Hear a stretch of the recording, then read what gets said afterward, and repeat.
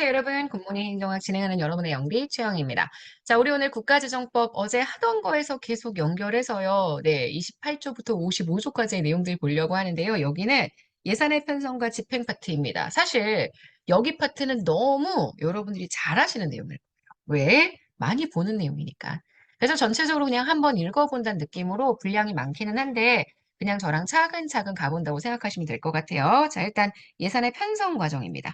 중기사업계획서 제출 알고 계시죠? 각 중앙관서회장이 매년 1월 31일까지 해당 회계연도부터 5회계연도 이상의 기간 동안의 신규 사업, 기획재정부 장관이 정하는 주요 개석 사업에 대한 중기사업계획서를 제출을 하고요. 그 다음 예산안 편성 지침, 아시겠지만 예산안 편성 지침의 통보 있고요. 예산안 편성 지침에 대한 국회 보고 있습니다. 기재부 장관은 국무회의 심의 거쳐서 대통령 승인받습니다. 다음 연도의 예산안 편성 지침을 매년 3월 31일까지 각 중앙관서의장에게 통보, 그리고 지금 여기에 나와 있는 내용들 예산안 편성 지침에 중앙관서별 지출 한도 포함한다. 우리나라의 총액 배분 자율편성 제도의 근거가 나와 있네요.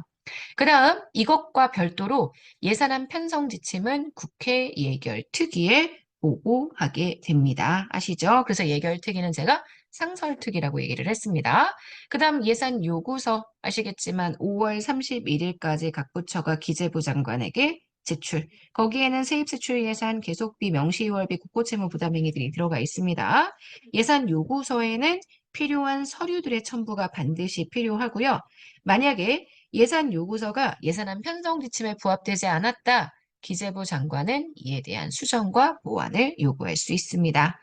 자, 예산안 편성. 그래서 예산안을 제출을 하면, 각 부처가 제출을 하면 그 예산 요구서의 내용들을 통해 예산안을 편성해서 국무회의 심의, 대통령 승인을 얻어야 하고요. 이걸 여기 나와 있네요. 대통령 승인을 얻은 예산안을 회계연도 개시 120일 전까지 국회에 제출. 그러면 그 예산안을 제출할 때 어떤 것들이 첨부 서류냐? 이런 것들이 들어가요. 한번 여러분들이 읽어보셔도 좋을 것 같습니다. 지금 보시는 것처럼 세입세출 예산에 대한 내용도 들어가 있고요. 계속비에 관한 내용이나 국고채무부담행위에 대한 설명서, 예산 정원표나 편성기준 단가, 국유재산에 대한 내용들, 사실 이걸까지 다 외우시는 건 힘들지만 7급에서는 한번 출제가 된 적이 있거든요. 서울시 문제에서. 그래서 이런 내용들이 굉장히 많은 첨부서류들이 있다라고 기억을 해주셔야 합니다.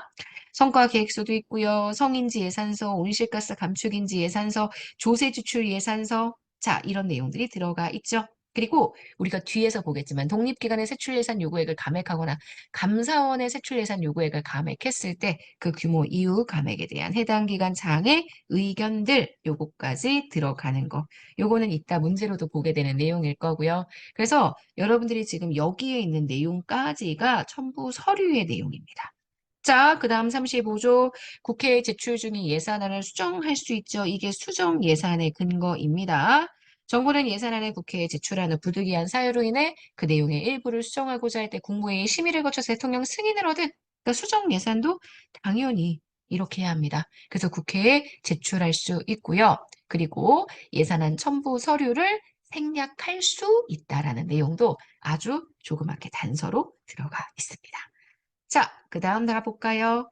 자, 총액 계산 가능하죠? 이거 우리 얘기했었어요. 기획재정부 장관이 대통령령으로 정하는 사업으로서 세부 내용을 미리 확정하기 곤란한 사업의 경우에는 총액으로 계산할 수 있다. 이건 제가 진짜 많이 얘기했던 부분이고요. 총액 계산 예산 제도. 만약에 총액 계산으로 예산을 편성했습니다. 예산 배정 전에 예산 배분에 대한 세부 사업 시행 계획 수립이 이루어져야 하고 이걸 기재부 장관과 협의해야 하고 요걸 기재부 장관에게 집행 제출해야 한다라고 얘기할 수 있고요. 요걸 또 나중에 국회에 예결특위에 제출할 수 있습니다. 그러니까 우리가 보통 총액 계상에서 끝나잖아요. 거기까지만 알고 그 이후의 절차가 어떻게 진행되는지 모를 수 있는데 이렇게 들어가 있다. 보시면 되고요. 그 다음 38조의 예비타당성 조사 아시겠지만 예비타당성 조사 총사업비 500억 이상 국가의 재정지원 규모 300억 이상의 신규 사업에 대해서 예비타당성 조사 실시하고 그 결과를 소관상임위원회나 예결특위에 제출해야 한다. 그래서 어떤 사업이 들어가는지도 간단하게 나와 있습니다. 한번 읽어봐 주시면 되고요. 요거. 제가 진짜 많이 강조했죠. 40조 독립기관 예산.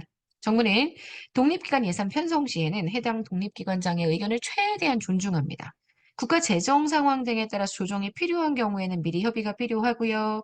협의에도 불구하고 독립기관의 세출 예산 요구액을 감액하고 싶다. 그렇다면 국무회의에서 해당 독립기관 장의 의견도 들어야 하고요. 정부가 독립기관의 세출 예산 요구액 감액했을 때에는 그 규모 이후 감액에 대한 독립기관 장의 의견을 국회에 제출. 그래서 독립기관의 경우에는 지금 보시는 것처럼 독립기관의 의견도 들어야 하고 그 감액한 내용에 대한 의견을 국회에 제출해야 한다라고 나와 있죠. 그건 감사원도 마찬가지입니다. 감사원의 세출 예산 요구액을 감액하고자 했을 때에는 감사원장의 의견을 들어야 하고 우리 앞에서도 읽었지만 국회에 그것도 제출을 해야만 합니다. 이게 예산안 첨부 서류의 내용들이 됐었죠. 자, 그러고 난 다음에 예산의 집행으로 들어가죠.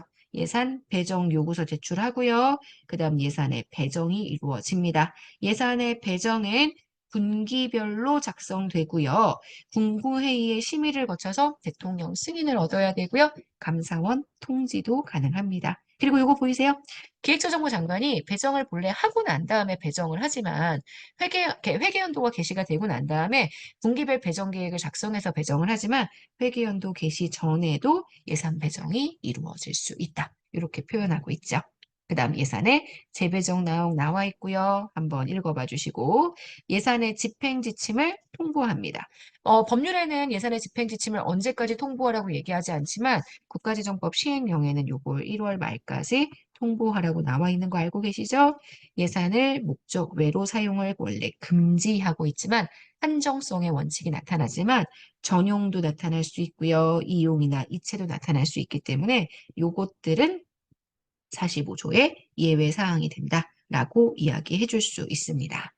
자, 세출 예산의 2월에 대한 얘기도 나와 있죠. 2월에 대한 것, 명시 2월에 대한 얘기와 사고 2월에 대한 얘기가 둘 다 나와 있습니다.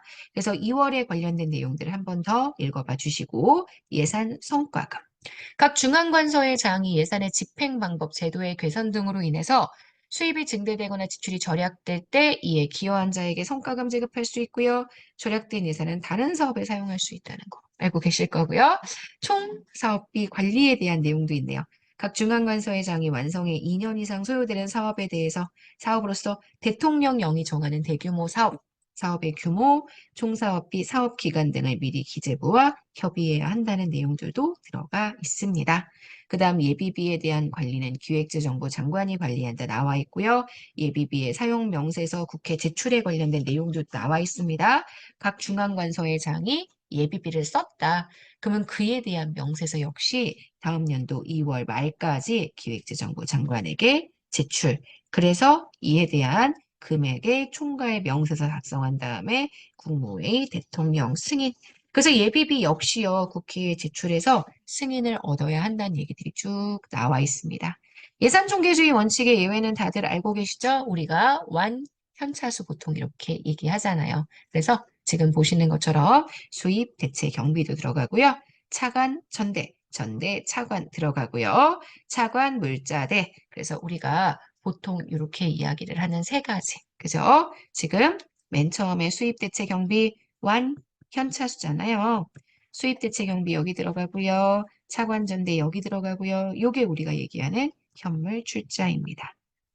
보조금 관리에 대한 내용들이 들어가 있고요. 그 다음 예산 불확정 시의 예산의 집행. 준예산 제도는 사실 헌법에 명시되어 있는 내용인데요. 지금 여기서는 헌법에 있는 명시에 따라서 준예산을 써야 한다는 내용이 한 번 더 확인하기 위해서 들어가 주게 된다. 이렇게 봐주시면 될 것 같습니다.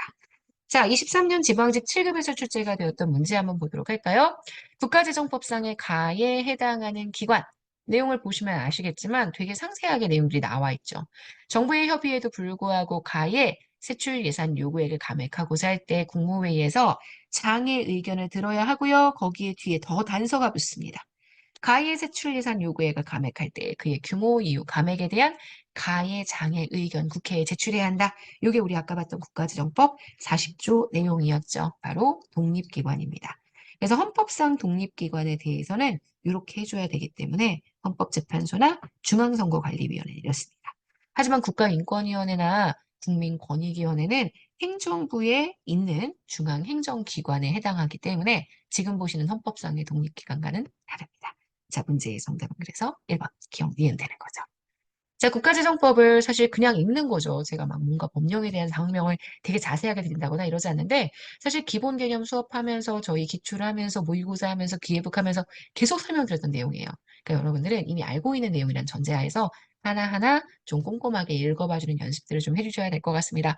국가재정법을 이렇게 부문을 거의 다 보려고 하니까 저희가 다음 주까지 정리를 해야 될 것 같아요. 오늘은 전반부, 그래서 지금 우리가 예산의 집행까지 내용들을 했고요. 예산 결산, 국가재정법상의 개혁 이런 것들은 다음 주에 진행을 하도록 하겠습니다. 여러분 이번 한 주도 너무너무 애쓰셨습니다. 오늘 마지막 날까지 정말 여러분 거고요. 2주의 마무리 다 잘해주시고 우리는 내일 아침 새로운 마음으로 월요일에 만나도록 하겠습니다. 여러분 오늘 하루도 정말 여러분 거예요.